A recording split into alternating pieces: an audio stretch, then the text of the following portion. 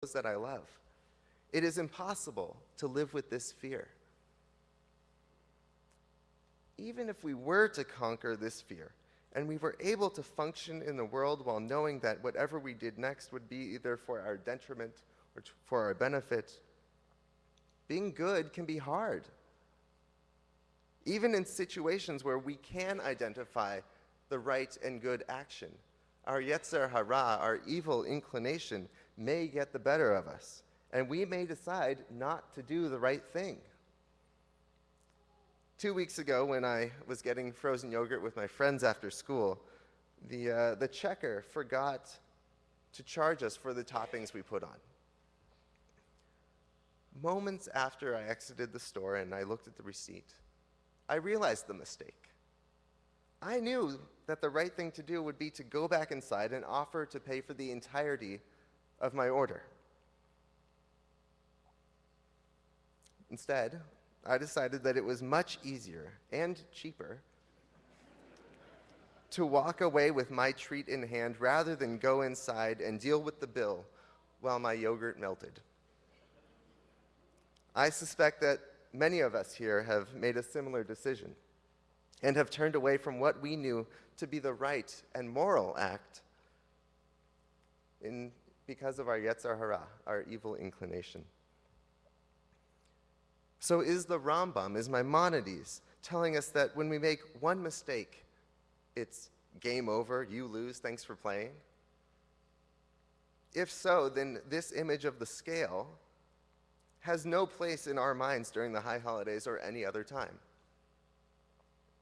This image, then, appears to be highly problematic. But I want to argue that there is another side to explore. When we look at the liturgy recited on Yom Kippur, it's easy to become despondent. On this day, we recall and confess all of the sins we have committed over the past year.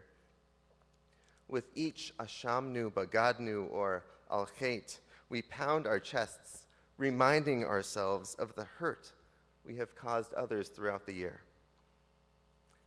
When we are most down on ourselves, remembering everything we have done wrong, it may be helpful to think of the scale that is evenly weighed. Yes, it is true that we have been arrogant and selfish, lazy and short-tempered, but this is not the whole story. Rambam's image of the scale reminds us that we also did good during this past year.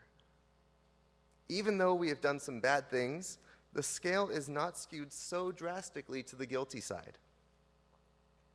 There is still hope for us to make a difference by doing good.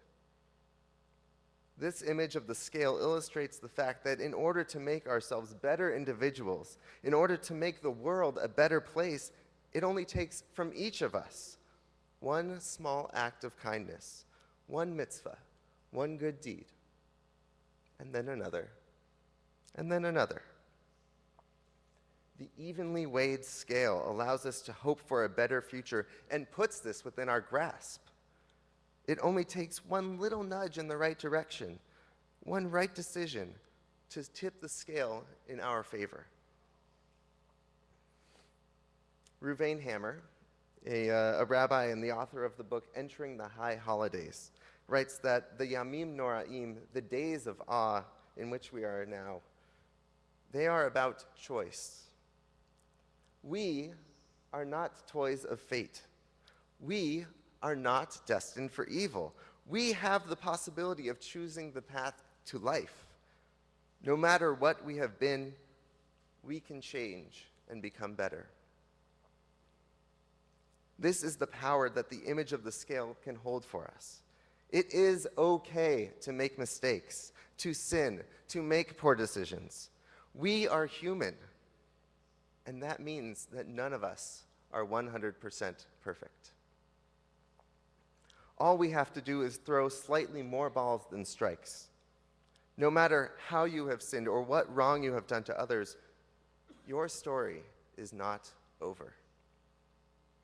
No matter how bad we think the world is when we watch the news, the Rambam's image reminds us that there is still potential for good.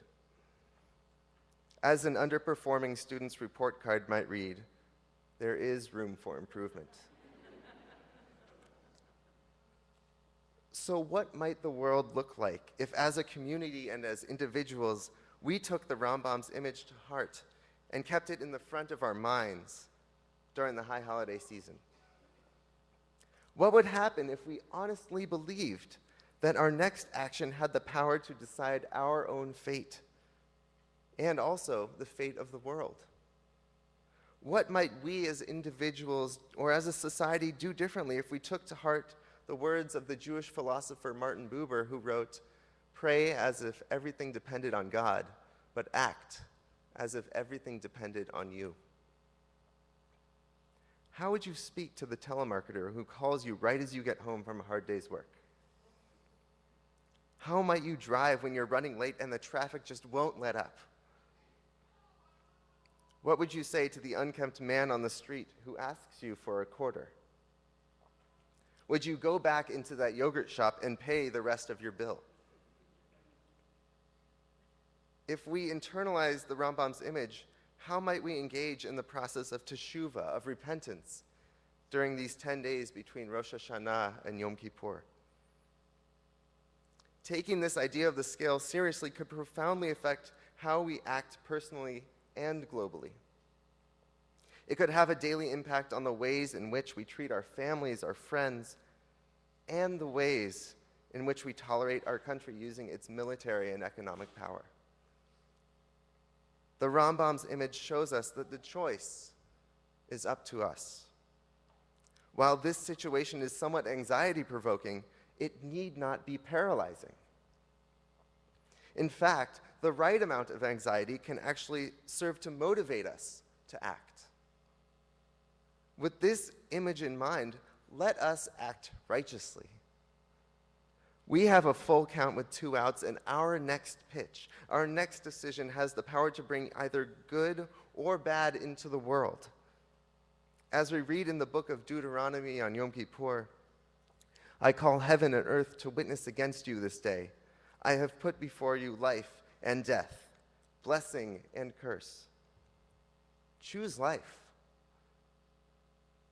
During this high holiday season and beyond, may we all have the strength to choose blessing and life over curse and wickedness, to see the potential our decisions have for making the world a better place in which to live, and to act in ways that tip the scale in favor of goodness and justice. Ken Yehi Ratzon.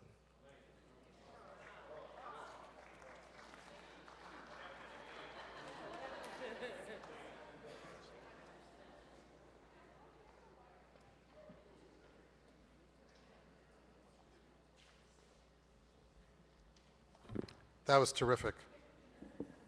We always have great interns. And he's not even a rabbi yet, you see? It's always good. Well, I don't know. Wait, hold on. Julie Silver's going to introduce her own What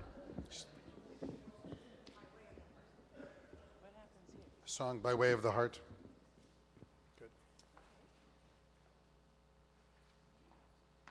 Yeah. You know, I don't play piano.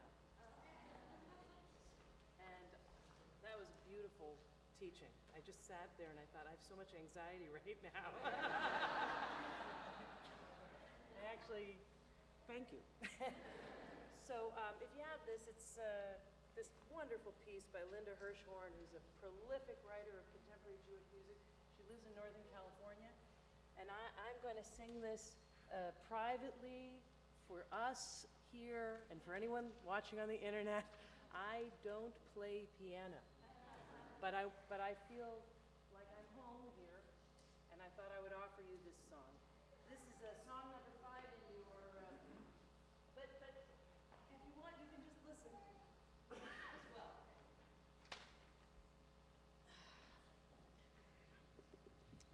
The count is 3 and 2. Count is 3 and 2.